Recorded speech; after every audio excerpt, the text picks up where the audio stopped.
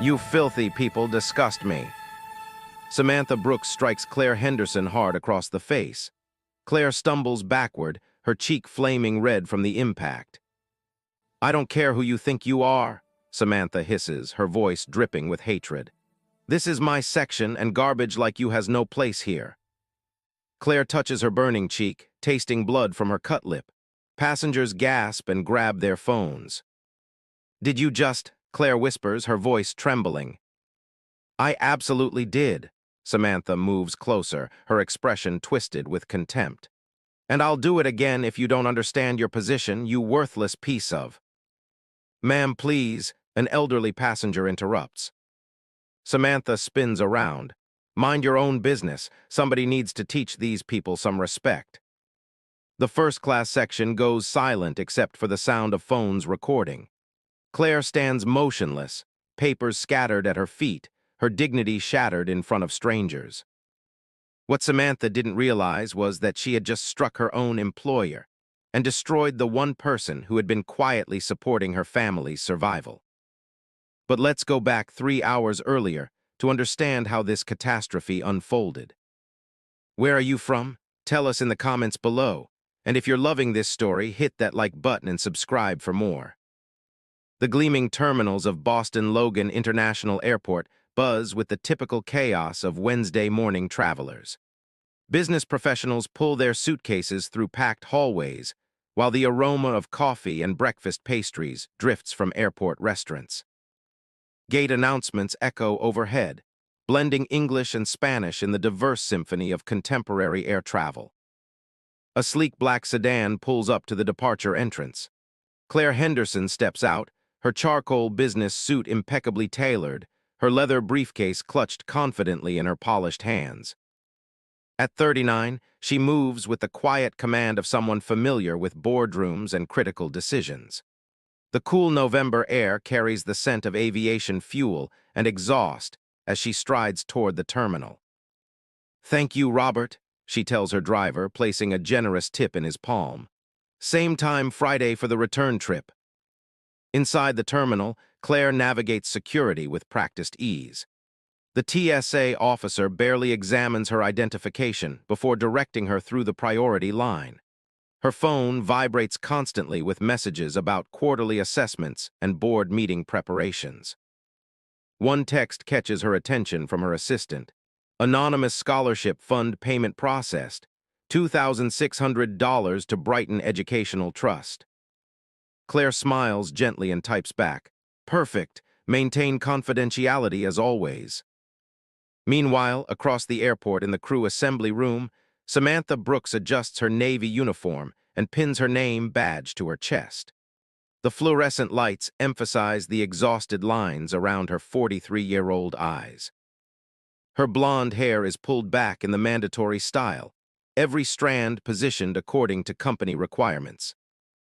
Flight 518 to Miami is completely booked this morning, announces Captain Marcus Thompson, a 56-year-old veteran pilot with graying hair. Weather looks clear, so we should have a smooth journey. Samantha barely pays attention to the briefing.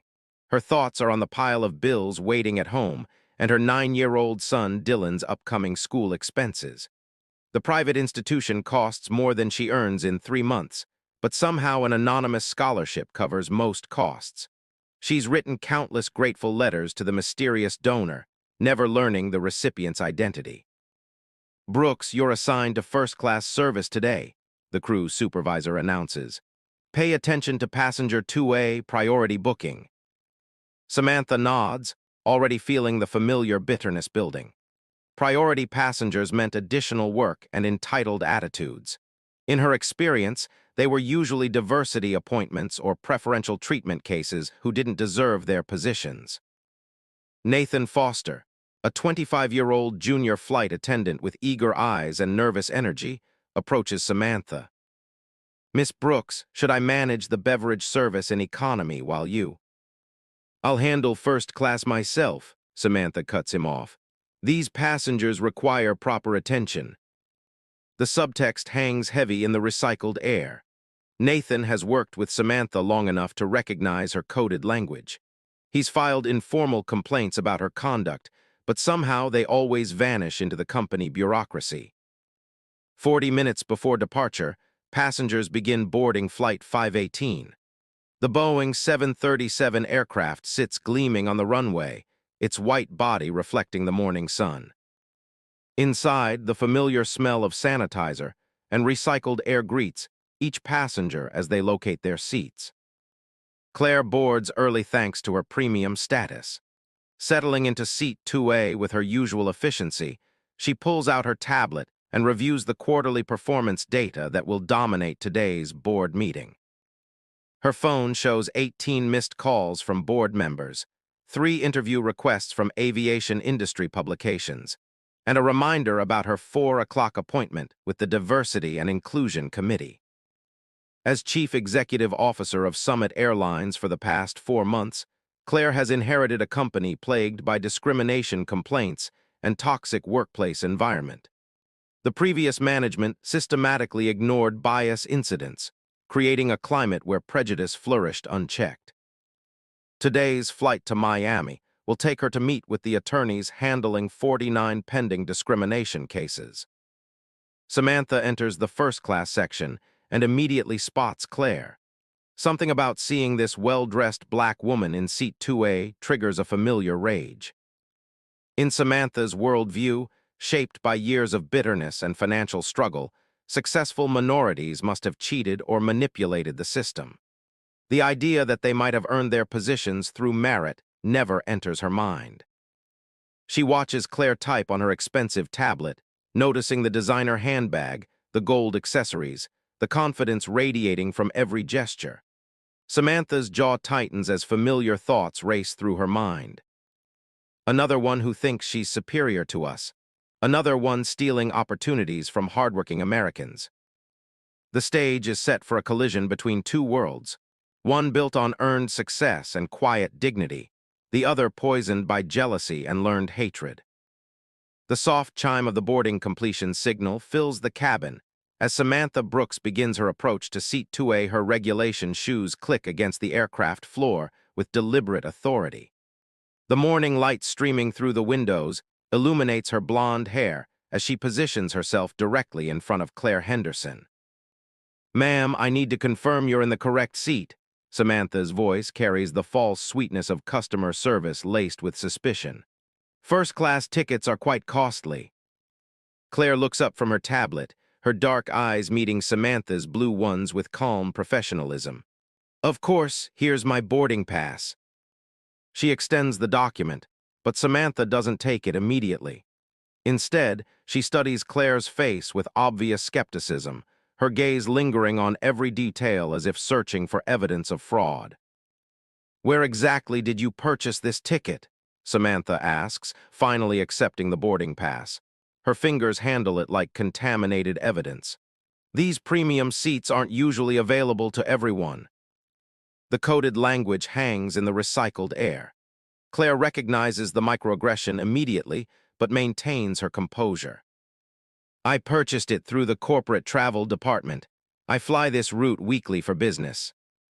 "Business?" Samantha repeats the word with barely concealed disdain. "What kind of work do you?" "Strategic consulting," Claire replies smoothly, though her jaw tightens imperceptibly.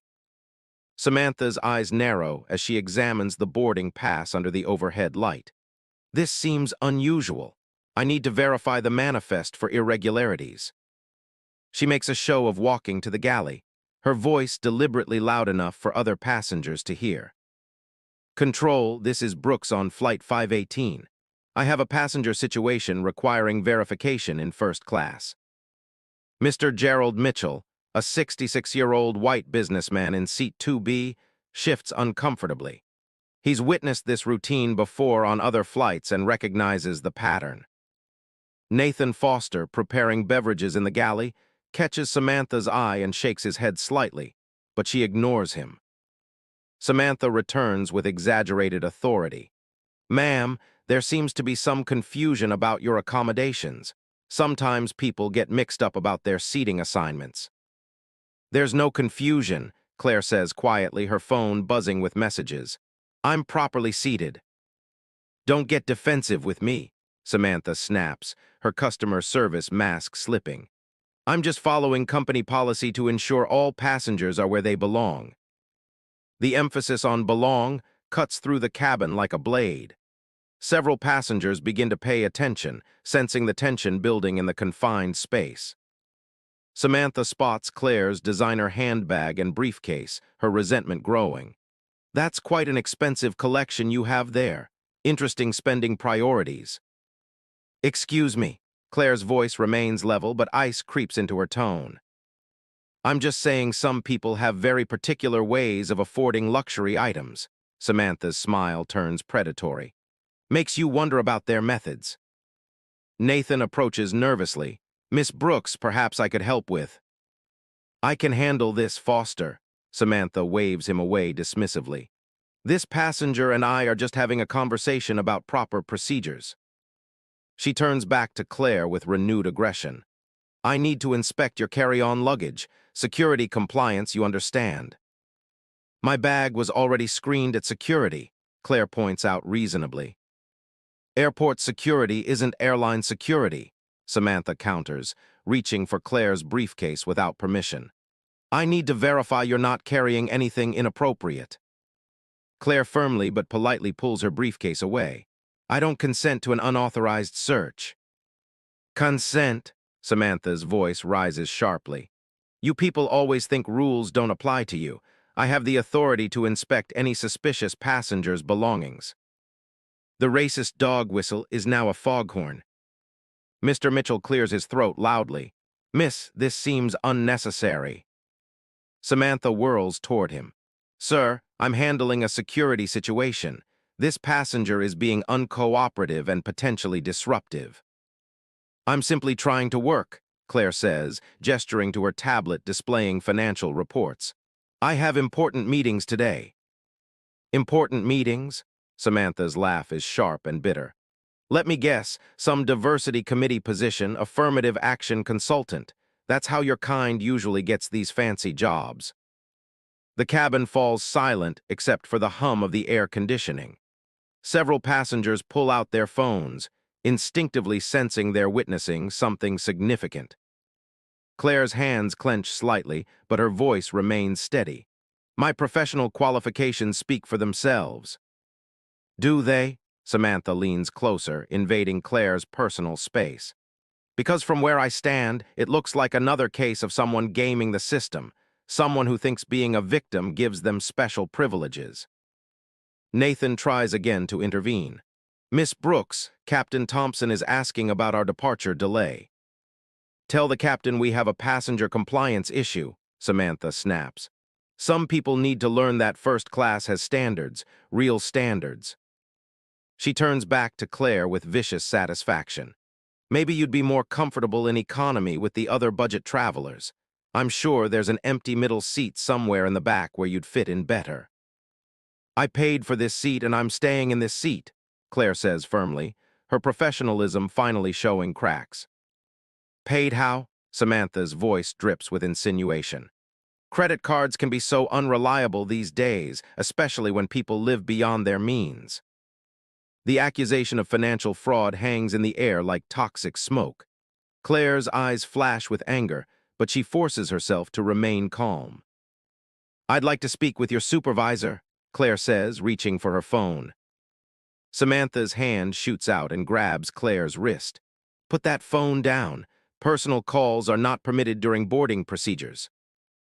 Let go of me, Claire says quietly, her voice carrying a warning that Samantha is too blinded by prejudice to recognize.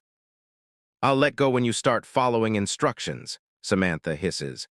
Your kind always thinks you can do whatever you want, but this is my cabin, my rules. Claire carefully extracts her wrist from Samantha's grip, her movements controlled despite the fury building behind her eyes. You just made a very serious mistake. Did I? Samantha straightens to her full height, drunk on her perceived power. Because from where I stand, you're just another entitled passenger who thinks skin color gives them special treatment. The racist mask has completely fallen away. Samantha's true beliefs stand naked and ugly in the fluorescent cabin light. Ma'am, Mr. Mitchell says more forcefully, this has gone too far. Samantha rounds on him with feral intensity. Has it? Or are you just another bleeding heart who thinks these people deserve things they haven't earned? She turns back to Claire with triumphant malice. I know exactly what you are, another diversity hire who thinks crying racism will get them whatever they want. But not on my flight, not in my cabin. Claire stands slowly, her movements deliberate and controlled. At 39, she's learned to navigate racism with dignity, but Samantha's escalating aggression is testing every limit of her patience. I'm going to ask you one more time to step back and allow me to make a phone call, Claire says, her voice carrying quiet authority that makes several passengers sit up straighter. Samantha laughs, a harsh sound that carries no humor. You can ask all you want, but I'm the authority here, not you, and I say you're going to sit down, shut up, and accept your place. The confrontation has reached a breaking point. Claire's phone buzzes with another urgent message, but Samantha blocks her from accessing it. That phone stays down until I say otherwise, Samantha snarls. People like you need to learn respect for authority, real authority, not the fake kind you're used to. The tension in the first-class cabin crackles like electricity before a storm.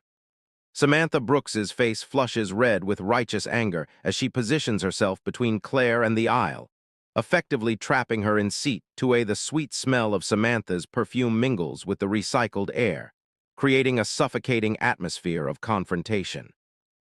You're not going anywhere until we resolve this situation, Samantha declares, her voice rising to a pitch that carries throughout the cabin. I've dealt with your type before, and I know all the games you people play. Claire's fingers tighten around her phone as another urgent message lights up the screen. The device vibrates insistently against her palm, but Samantha's imposing presence blocks any attempt to answer it. That phone is a distraction from our conversation, Samantha says, lunging forward to snatch the device from Claire's hands. Personal calls violate federal aviation regulations during boarding. Give that back immediately, Claire says, her professional composure finally cracking as she stands to reclaim her property. Samantha clutches the phone like a trophy, her blue eyes gleaming with malicious satisfaction. Not until you learn some manners. This is what happens when people like you think rules don't apply to them. The phone continues buzzing in Samantha's grip, messages flooding the screen from contacts labeled Board Chairman, Legal Department, and Emergency Only. Samantha glances at the notifications with growing confusion, but her prejudice blinds her to their significance. Looks like someone's very important, Samantha sneers, holding the phone just out of Claire's reach. Let me guess, affirmative action supervisors checking up on their quota hire. Nathan Foster approaches cautiously, his young face creased with worry. Miss Brooks, perhaps we should. Foster, if you interrupt me one more time, you'll be looking for a new job, Samantha snarls without taking her eyes off Claire. This passenger needs to understand her place before we can proceed. The junior flight attendant backs away, his hands shaking as he witnesses the escalating abuse. Several passengers have their phones out now, recording the confrontation with growing alarm. Samantha turns back to Claire with renewed venom. Now, let's discuss your credentials for sitting in first class, because frankly, I find your story hard to believe. My credentials are none of your concern, Claire replies, her voice steady despite the humiliation burning in her chest. Everything is my concern on this aircraft, Samantha shoots back, especially when suspicious passengers try to access premium services they clearly can't afford. She gestures dramatically at Claire's designer suit and jewelry. All this fancy equipment doesn't fool me. I know desperation when I see it. How much debt are you carrying to maintain this facade? The accusation hits like a physical blow. Claire's hands clench into fists at her sides as Samantha continues her verbal assault. Let me paint you a picture, Samantha continues, circling Claire like a predator. Single mother probably, baby daddy ran off when things got tough. Now you're struggling to keep up appearances using credit cards and maybe even other methods to fund this lifestyle. You don't know anything about me, Claire says through gritted teeth. Don't I? Samantha's laugh is sharp and cruel. I know your type better than you know yourself, always looking for handouts, always playing the victim when called out on your behavior. Mr. Mitchell can no longer remain silent. Young lady, this is completely inappropriate. Samantha whirls on him with feral intensity. Inappropriate? You know what's inappropriate? Special treatment for people who haven't earned it. Diversity quotas that put unqualified candidates in positions they don't deserve. She turns back to Claire with growing hysteria. How many qualified white candidates lost opportunities so you could check some corporate diversity box? How many better qualified people got passed over for your promotion? The racist venom pours out like poison. 16 years of resentment and bigotry finally finding its target. Claire's professional mask begins to crack as the assault on her character intensifies. I earned every position I've ever held, Claire says, her voice trembling with controlled fury. Earned? Samantha's voice reaches a shriek. The only thing your people ever earn is sympathy points for playing the race card. Everything else is handed to you on a silver platter. Captain Marcus Thompson finally emerges from the cockpit, his weathered face showing irritation at the delay. What's going on out here? We should have pushed back 15 minutes ago. Samantha immediately shifts into victim mode. Captain, this passenger is being disruptive and uncooperative.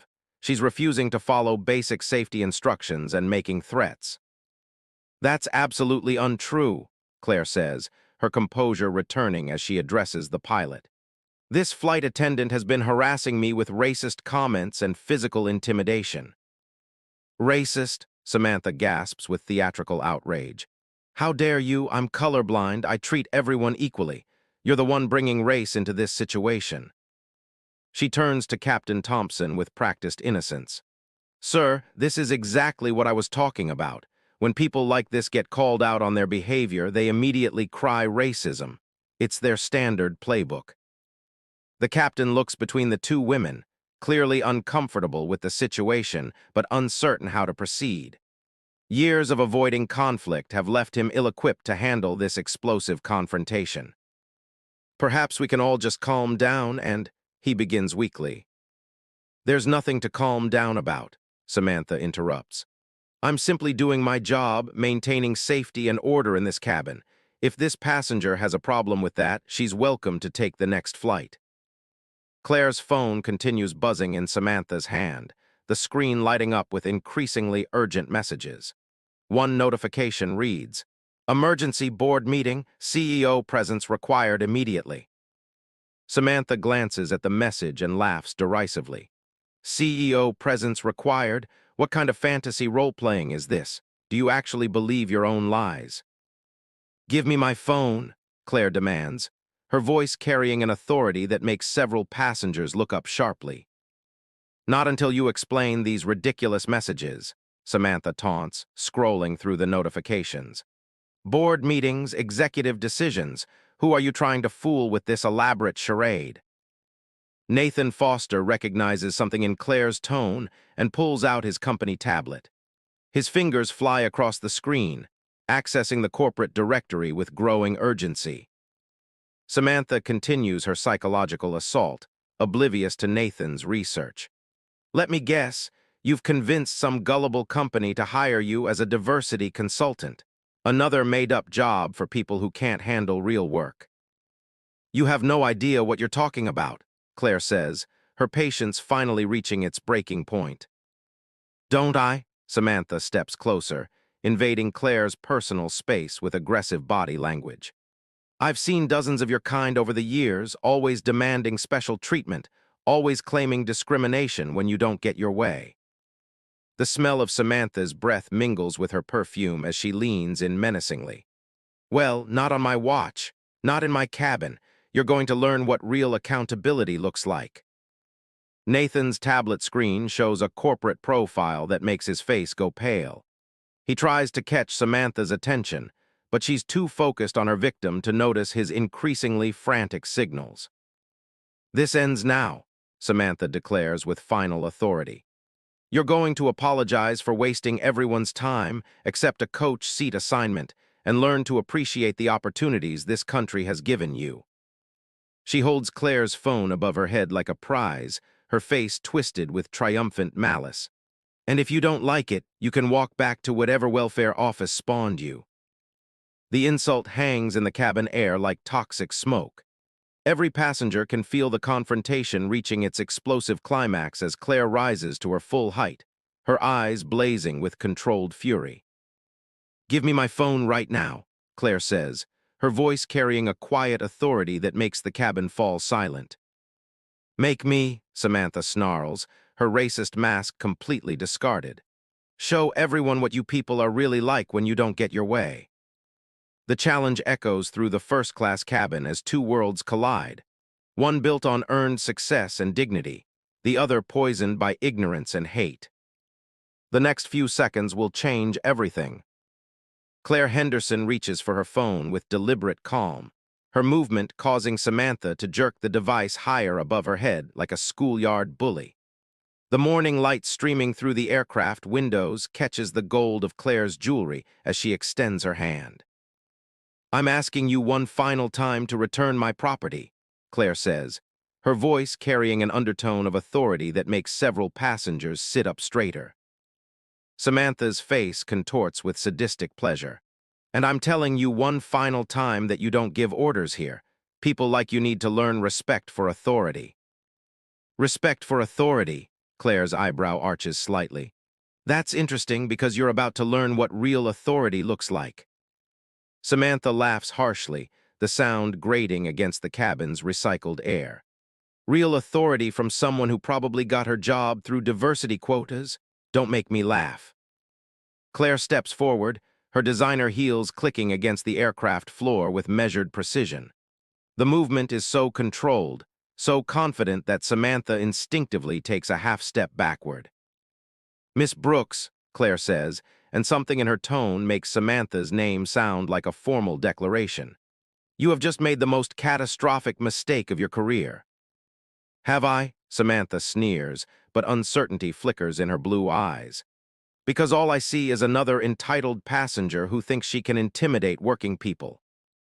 Nathan Foster frantically waves his tablet from the galley, his young face pale with growing horror. "Miss Brooks," he calls out urgently. "Miss Brooks, you need to see this." Samantha ignores him completely, too drunk on her perceived power to notice the warning signs around her. Mr. Mitchell shifts uncomfortably in seat 2B, his businessman's instincts recognizing something significant in Claire's demeanor. "Working people," Claire repeats thoughtfully. "Is that what you call terrorizing passengers with racist abuse? Is that your definition of work?" "I don't see color," Samantha spits. "I just see someone who doesn't belong in first class trying to cause trouble."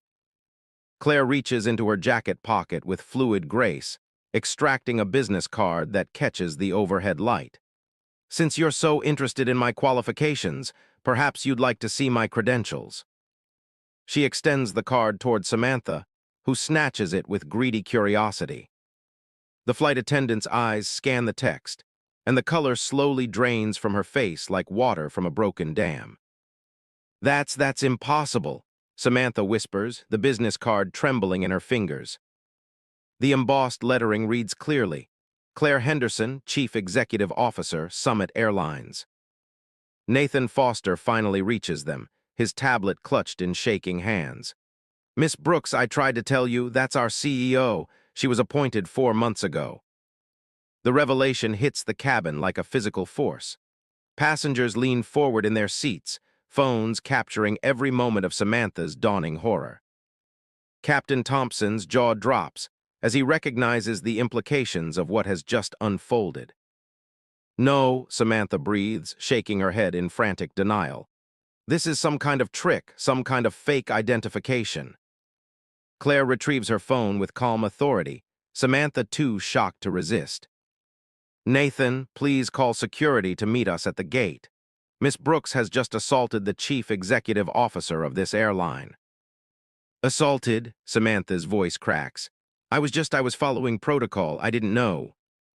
"You didn't know because you didn't care to know," Claire replies with quiet steel. "You saw my skin color and decided that was all the information you needed." The business card flutters to the floor as Samantha's hands shake uncontrollably. Around them, passengers murmur in amazement and vindication, their phones capturing every moment of the power reversal. "This flight will be delayed while we address this incident," Claire announces to the cabin, her voice carrying the natural authority of someone accustomed to command. "I apologize for the disruption caused by this employee's behavior." Samantha scrambles to retrieve the business card, studying it desperately for signs of forgery. But you can't be. I mean, how was I supposed to know?" "Perhaps by treating all passengers with basic human dignity," Claire suggests coldly. "Perhaps by not assuming someone's qualifications based on their race." Captain Thompson approaches with visible alarm, his weathered face showing the panic of a man who realizes his career might be ending. "Miss Henderson, I had no idea. If I had known you were aboard." "Captain, your lack of intervention while your employee terrorized a passenger speaks volumes about the culture on this aircraft," Claire says, her words cutting through the recycled air like surgical instruments. Nathan Foster stands frozen, his tablet displaying Claire's corporate profile photo. The image shows the same woman now standing before them, but in the professional headshot, she wears the confident smile of someone comfortable with power. "Ma'am," Nathan stammers, "I'm so sorry I tried to stop her, but—" "You tried, Nathan. That's more than anyone else did." Claire's tone softens slightly for the young man who showed courage in an impossible situation. Samantha's world crumbles around her as the reality sinks in. I have a son," she whispers desperately. "I need this job. I didn't mean I was just doing what I thought was right." "What you thought was right," Claire repeats, her voice carrying the weight of 16 years of discrimination complaints. "Tell me, Miss Brooks, before we continue, is there anything else you'd like to know about my qualifications?" The question hangs in the cabin air like a blade, promising revelations that will cut even deeper than what has already been revealed. Claire Henderson's phone buzzes in her hand as she scrolls through her contacts with deliberate precision. The cabin falls into complete silence, broken only by the distant hum of baggage carts on the tarmac below. Samantha Brooks stands frozen, her face ashen as the magnitude of her mistake continues to sink in. "There's something else you should know before security arrives, Miss Brooks," Claire says, her voice carrying the quiet authority of someone accustomed to boardroom decisions. "Something about your son, Dylan." Samantha's blue eyes widen with sudden terror. "My son? What about my son? How do you know his name?"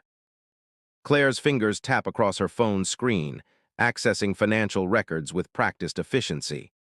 For the past 3 years, Dylan has been attending Riverside Academy on a full scholarship. Anonymous donor, all expenses paid.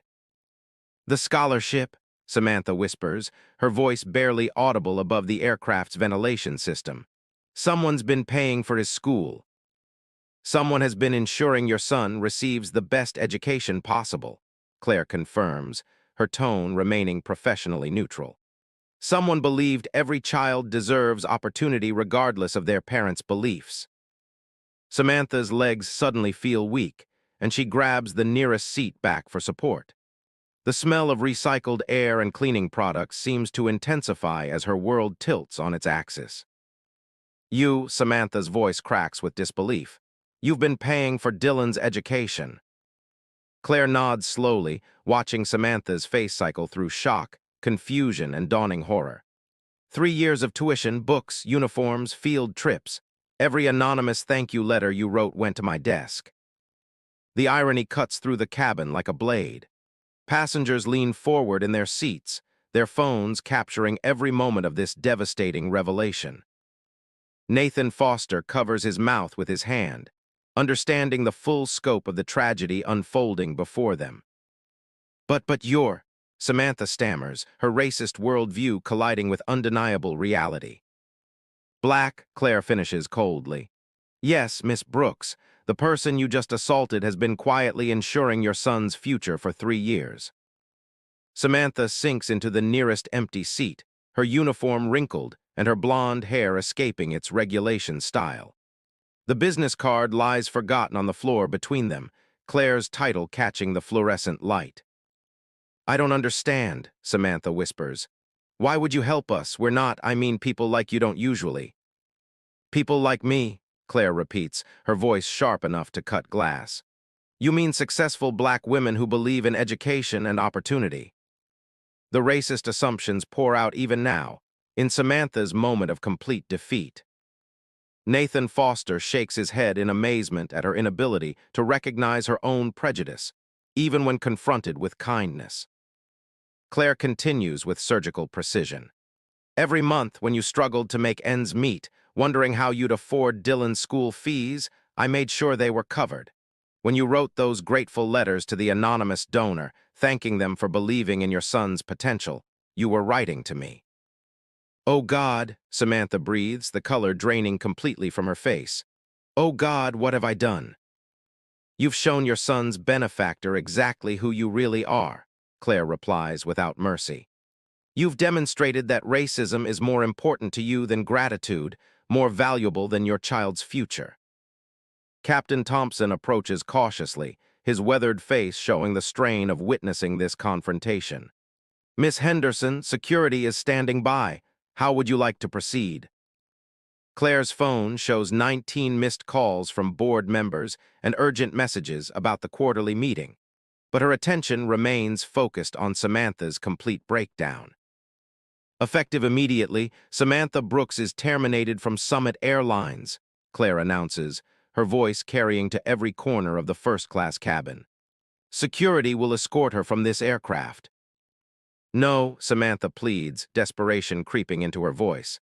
Please, I need this job. I have a son to support. I didn't know who you were. You didn't know because you didn't care to know, Claire responds. You saw my skin color and decided that was sufficient information to justify your behavior. The sound of footsteps on the jet bridge announces security's arrival. 2 uniformed officers board the aircraft, their presence immediately commanding attention from every passenger. But the scholarship, Samantha whispers frantically. What about Dylan's school? Claire's expression hardens into something approaching absolute zero. The scholarship was contingent on the recipient's family maintaining basic standards of human decency. You've just forfeited your son's education along with your career. You can't punish my son for my mistakes, Samantha cries, but her words echo hollow in the confined space. I'm not punishing Dylan, Claire corrects coldly. You are, your choices, your consequences. The security officers reach them, their professional demeanor barely containing their surprise at finding themselves arresting a flight attendant for assaulting a CEO. 9 months later, the mahogany-paneled courtroom in downtown Philadelphia feels heavy with anticipation. The morning sun streams through tall windows, casting long shadows across the gallery packed with reporters, civil rights advocates, and airline industry executives. The smell of polished wood and old law books mingles with the tension that fills every corner of the federal courthouse. Samantha Brooks sits at the defendant's table, her once pristine appearance now showing the wear of months of legal battles and unemployment. Her blonde hair has lost its salon shine, and her discount store blazer contrasts sharply with the expensive suits surrounding her. Dark circles under her eyes speak of sleepless nights and mounting bills. Judge Patricia Hernandez, a stern woman in her 60s with silver hair and piercing brown eyes, reviews the case file with methodical precision. The weight of federal civil rights law rests in her experienced hands as she prepares to deliver justice. The defendant will rise, Judge Hernandez announces, her voice carrying the authority of 3 decades on the bench. Samantha stands on shaking legs, her court-appointed attorney offering no comfort beside her.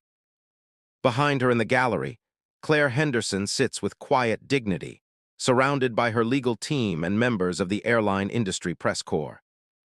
Samantha Brooks, Judge Hernandez begins, her tone cutting through the courtroom silence like a blade. You have been found guilty of assault and battery against a corporate executive, violation of federal civil rights statutes, and abuse of your position of authority. The investigation that followed the incident had revealed a pattern of discrimination spanning Samantha's entire 16-year career. 49 complaints filed by minority passengers, all mysteriously dismissed by the previous management team. Audio recordings from previous flights captured similar racist tirades. Federal investigators uncovered training materials that coded discriminatory practices as maintaining standards. Your actions on Flight 518 represent not merely personal failing, but institutional racism that has poisoned our transportation system, the judge continues, her words echoing off the courtroom's walls. The evidence shows a systematic pattern of targeting passengers based on race, using your position of trust to humiliate and terrorize innocent travelers. Samantha's defense attorney has argued for leniency, citing her status as a single mother and her own difficult upbringing in a household steeped in prejudice. Character witnesses testified about her struggles and financial hardships, but the prosecution's case proved overwhelming. Video evidence from passenger phones showed the assault in crystal clarity. The racist language was undeniable. Most damaging of all was Samantha's complete lack of remorse throughout the trial process. "Even now, Miss Brooks, you show no genuine understanding of the harm you've caused," Judge Hernandez observes, studying Samantha's defiant posture. "Your testimony revealed continued adherence to racist beliefs, a complete inability to accept responsibility for your actions." The prosecution had presented testimony from dozens of Samantha's victims over the years. An elderly black minister humiliated during a flight to his grandson's graduation. A young Latina businesswoman forced to produce multiple forms of identification while white passengers boarded freely. A black military veteran questioned about his right to sit in first class despite his Purple Heart and combat decorations. "This court sentences you to 26 months in federal prison," Judge Hernandez declares, her words falling like hammer blows. "Additionally, you will pay $78,000 in fines to civil rights organizations, perform 1,000 hours of community service in diverse communities, and accept permanent prohibition from employment in the airline industry." Samantha's composure finally cracks completely. She sobs openly as the bailiff approaches with restraints, her racist bravado replaced by the reality of consequences she never imagined possible.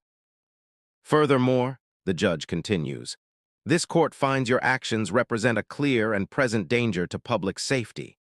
Your abuse of authority while in a position of trust over airline passengers cannot be tolerated in a civilized society." Claire Henderson watches from the gallery with no satisfaction, only the grim recognition that justice sometimes comes at a terrible cost.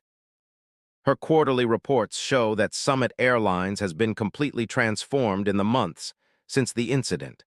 Customer satisfaction ratings have increased 370%. Zero discrimination complaints have been filed, and the company has become the industry leader in diversity and inclusion practices.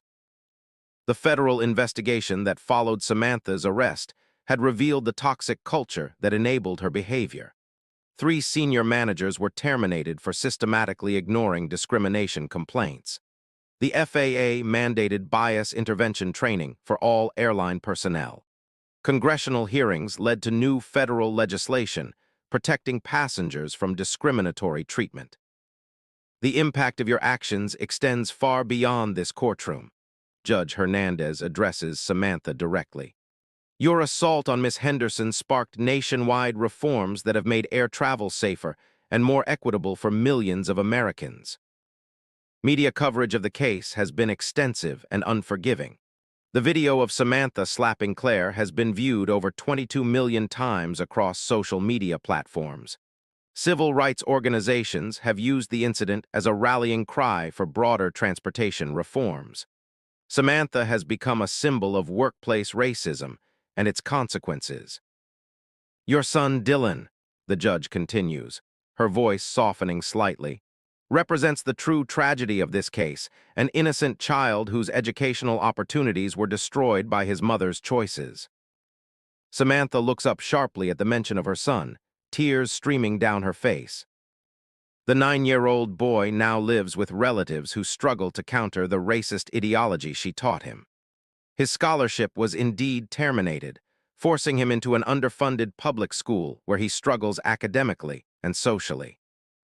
Claire had quietly established a scholarship fund for children affected by racist parents, but Dylan's case proves too complicated. The boy parrots his mother's hateful language, making integration into diverse educational settings nearly impossible. The court recognizes that Miss Brooks's racist beliefs were learned, passed down through generations of prejudice and ignorance, Judge Hernandez observes. But that explanation does not excuse her actions or diminish their impact on innocent victims. The prosecution's impact statements had been devastating. Dozens of passengers testified about the lasting psychological damage caused by Samantha's treatment. Several changed their travel habits entirely, avoiding air travel rather than risk similar humiliation. This sentence reflects not only the severity of your crimes, but the need to send a clear message that racism has no place in American workplaces, the judge concludes. Your choices have consequences, Miss Brooks. Today you face those consequences. As bailiffs escort Samantha from the courtroom in handcuffs, her sobs echo through the gallery. Claire Henderson remains seated, her expression unreadable as justice is finally served. The case has become a landmark in civil rights law, cited in training materials across multiple industries. Samantha Brooks's name will forever be associated with the consequences of workplace racism, a cautionary tale of how hatred ultimately destroys those who embrace it.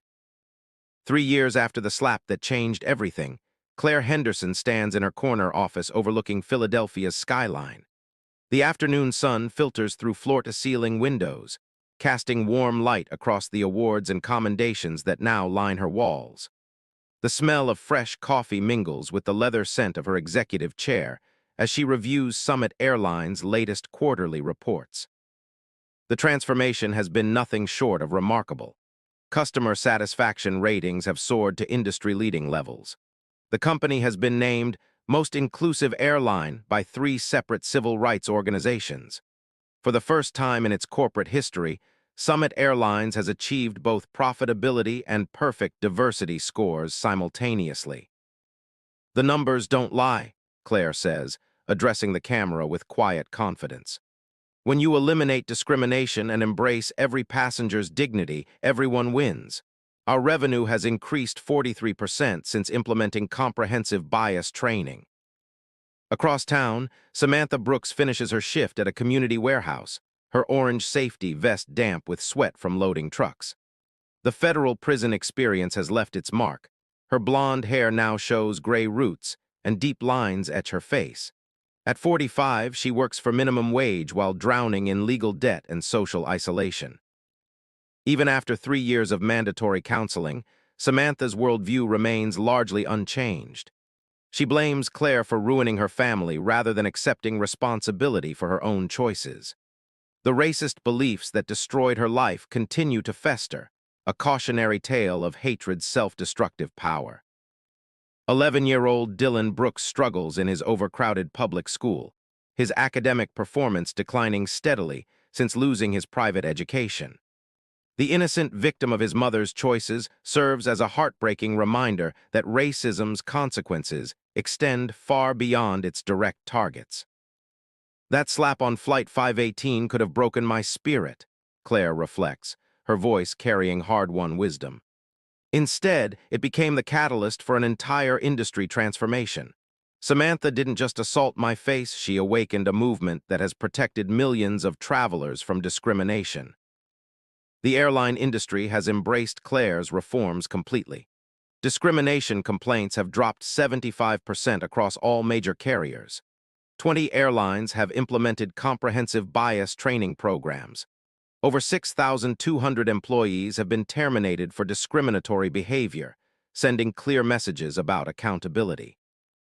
But here's what I need you to understand, Claire continues, her tone growing more urgent. Change doesn't happen automatically. It requires people like you to take action when you witness injustice. She leans forward, speaking directly to viewers with passionate intensity.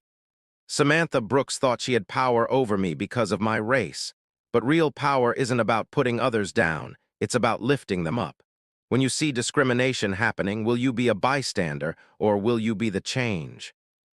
Call to action. If this story moved you, I need you to do 3 specific things right now, Claire says, her voice carrying the authority that has transformed an entire industry. First, share this video immediately. Tag 3 friends who need to see this story. Post it on every social platform you use. The more people who understand racism's true cost, the faster we can eliminate it from our workplaces. Second, subscribe to this channel and hit that notification bell. We're exposing injustice and celebrating when good people stand up for what's right. You'll get alerts for every new story of justice served. Third, comment below and tell me, have you ever witnessed workplace discrimination and stayed silent? What will you do differently next time? Your story could inspire someone else to find their courage. Claire's expression grows more serious as she delivers her final challenge. Here's the uncomfortable truth I need you to face. Every time you witness discrimination and say nothing, you become complicit in that injustice. Every time you laugh at a racist joke or ignore biased behavior, you give it permission to continue. Final provocative question. Samantha Brooks's hatred cost her everything: her career, her freedom, her son's future.